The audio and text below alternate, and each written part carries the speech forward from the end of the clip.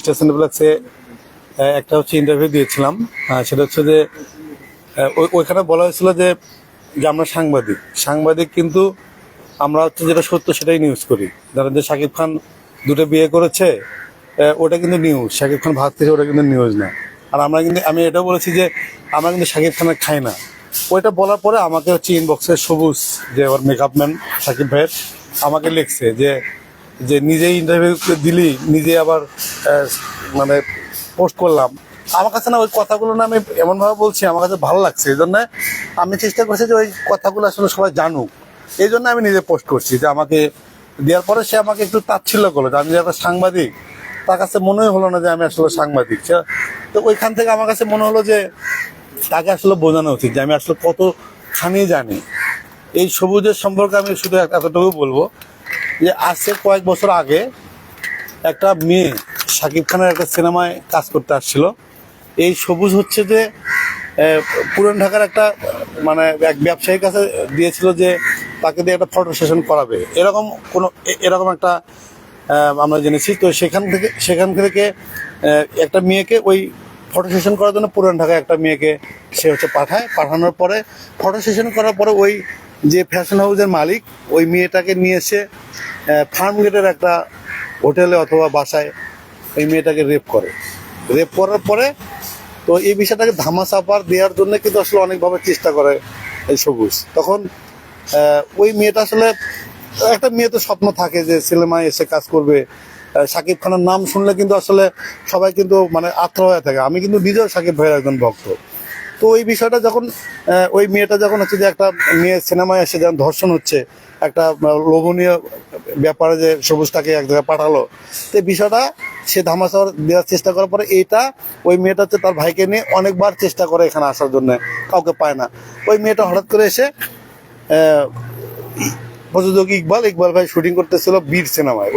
ওই সময় এসে তার ভাইকে এসে ইকবাল ভাইকে আসলে বিচার দেওয়ার পরে এটা আসলে ইকবাল ভাই খুব অবাক হয় যে এরকম একটা ঘটনা ঘটলো, কেউ জানে না। ঠিক আছে, তো ইকবাল ভাই বিষয়টা শাকিব খানকে জানায় যে এরকম একটা ব্যাপার, সবুজে এরকম একটা কাজ করতে কি করব। তো সাকিব ভাই নিজে বলে আসলে এটা একটা বিচার হওয়া উচিত। তখন এই যে আপনার মগবাজার অপু দীপুর একটা স্টুডিও আছে, দেখবেন যে সাউন্ড কালার ওরা দুই ভাই কিন্তু করে A1 নামে।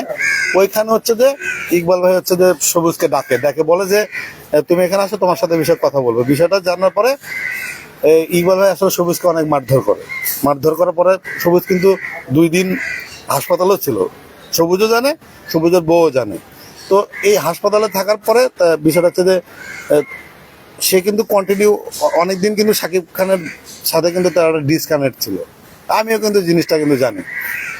তো এখানে হচ্ছে কি, যখন হচ্ছে যে সবুজ যেহেতু দিন শেষে কিন্তু শাকিব খানের সব কিছু, সবুজের বাসা ভাড়া, খাওয়া দাওয়া, বেশ সাপোর্ট কিন্তু শাকিব খান করে। সেখানে আমার কাছে মনে হয়েছে যে এই ঘটনা থেকে আস্তে আস্তে একটা মোড় নিয়ে ইকবাল ভাই আর হচ্ছে শাকিব খানের মধ্যে, দুইজনের মধ্যে একটা দ্বন্দ্ব সৃষ্টি করে দিয়েছে আমার কাছে মনে হয়। আমি শুধু সবুজকে এতটুকুই বলবো যে আমরা সাংবাদিক অনেক কিছু জানি, এছাড়া তার ফ্যামিলির অনেক কিছু আমি জানি, কিন্তু বলি না। যখন আমার সাংবাদিক হিসেবে তাচ্ছিল্য করলো, তাই এই জন্যই আমি এই ঘটনা আপনাদেরকে জানালাম যে আসলে একটা মেয়ে যখন হচ্ছে যে শুটিংয়ে করার কথা বলে যে চলচ্চিত্র আসে, সেই একটা পুরান ঢাকার ব্যবসায়ীকে দিল, তারপর সেই মেয়েটা ধর্ষণ হলো, সেই বিচার কিন্তু ইকবাল ভাই করার পরে এই বিষয়টা কিন্তু শাকিব খান জানে। আপনারা যদি কেউ মানে চেষ্টা করেন শাকিব খানকে জিজ্ঞেস করেন, এই কিন্তু শাকিব খান জানে। আর যদি বিশ্বাস না হয়, আপনারা নিজে প্রযোজক ইকবালকে এই বিষয়টা বলবেন। ইকবাল ভাই কিন্তু এটা কিন্তু কোনোদিন কাউকে বলে না। আমি জানার পরে আপনারা যদি এটা তদন্ত অথবা বিশ্বাসযোগ্য মনে হয়, আপনারা এই বিষয় নিয়ে আপনারা হচ্ছে প্রযোজক ইকবালকে আপনি প্রশ্ন করতে পারেন। আপনি এত কথা বলছেন, 1 মিনিটে শুধু বলবেন সবুজের সাথে শাকিব খানের সম্পর্কটা কি, এবং মেয়েটাকে কোথায় নিয়ে গেছে, কোথায় দর্শন করছে, বা আপনি কিভাবে জানেন? 1 মিনিটে বলবেন। সেটা হচ্ছে আমি তো আপনাকে বলছি, আমরা কিন্তু দিন শেষে কিন্তু অনুসন্ধানী সাংবাদিকতা আমি পছন্দ করি। আর দিন শেষে কিন্তু দেখেন অনেক আমরা হচ্ছে যে ওই যে একজন নায়িকা যে নিউজ করলো থ্যাঙ্কস ভাইয়া, এই ধরনের নিউজ আমি করি না।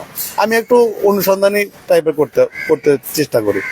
আমি যেটা যে সূত্র থেকে জেনেছি সেটা তো আমি বলবো না, কারণ হচ্ছে যে আমি শুধু এতটুকু বলবো, মেয়েটাকে হচ্ছে পুরান ঢাকায় একটা ফ্যাশন হাউসে ফটোশুট করানো হয়েছিল।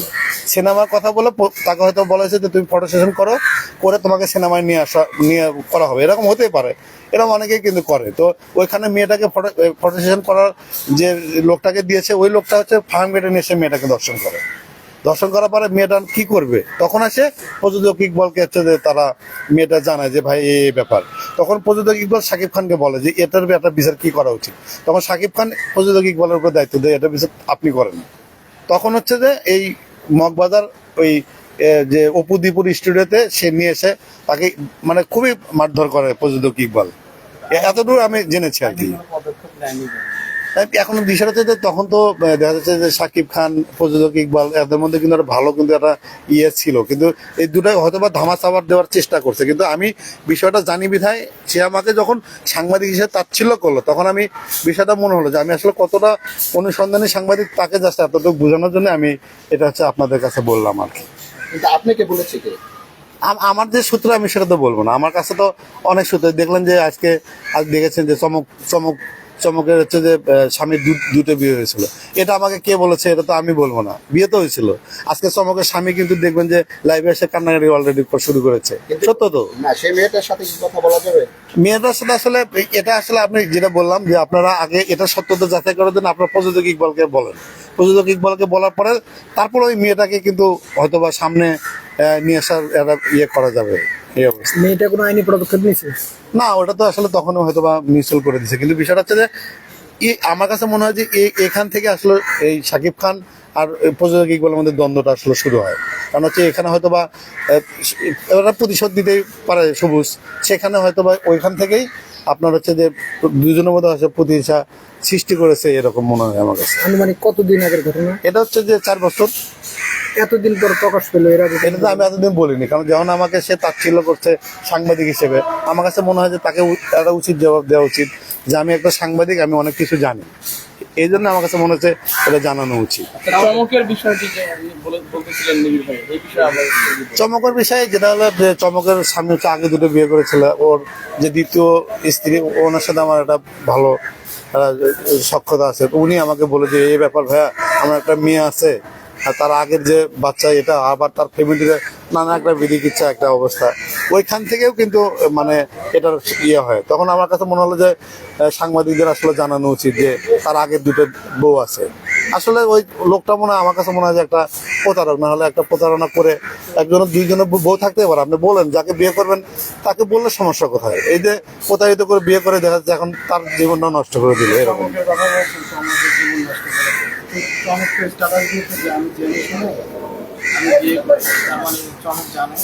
না না, চমকের স্বামী বলছে যে আমি তাকে আমার বিষয়ে বিয়ের বিষয়গুলো আমি তাকে জানাইনি।